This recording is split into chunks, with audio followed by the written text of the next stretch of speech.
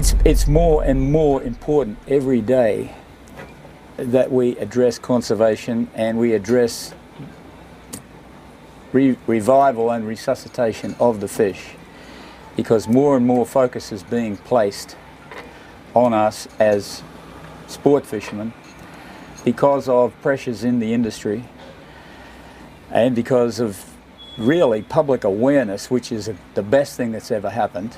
Finally, Europe and England, UK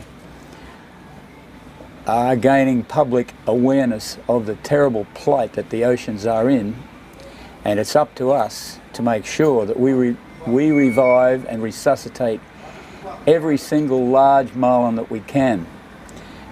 The importance of it is that the fish that we're dealing with are the large breeding stock of the Atlantic.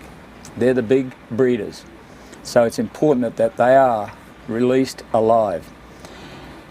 It all really starts very specifically with the boat captain and the boat owner maybe,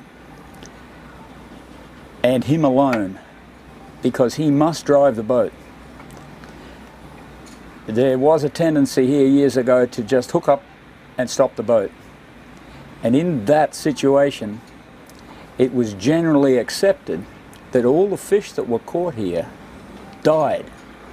So what was the point of ever releasing one? Because they all died, which is not the case. People were just not aware that the fish can be kept swimming by keeping an angle on the line, by keeping the boat going ahead as you're coming to the end of the battle.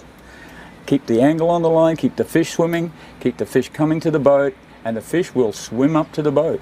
Then the fish can be released. Put a rope on the nose, take a couple of hitches, it won't come off, and tow the fish behind the boat. Let him out 10, 20 meters and tow him along slowly, and sooner or later he will revive. What we are doing is very important as well. We are making contact. The only physical contact with these fish is being made by us, apart from commercial fishermen who kill them. That's a one-way trip. They die. So the contact we make with these fish is vitally important for their survival, for their management, for the future of their population in the ocean. We must understand them, and the only understanding we're ever going to have is by physical contact with these kind of boats. It's important also for the survival of the sport fishing industry and the people that depend on it for their living. The frightening aspect, the frightening thought of these fisheries, these ocean fisheries completely falling over and the fish becoming extinct is now a very real fact that we have to face. It's important that we acknowledge the fact it is now predicted that, scientifically predicted, that by 2045 the great fish of the oceans, the tunas, the marlin, which all depend on each other, are going to be extinct, because the graph is going like this, and it's all graphically explained in a new film, End of the Line, which I think has the ability to turn public opinion completely around. The apathy of the public is what is really bad.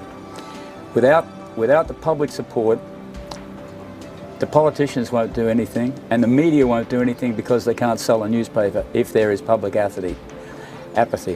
It must be driven home the hard way, and people have to understand that this is a very real problem. We are part of that wheel.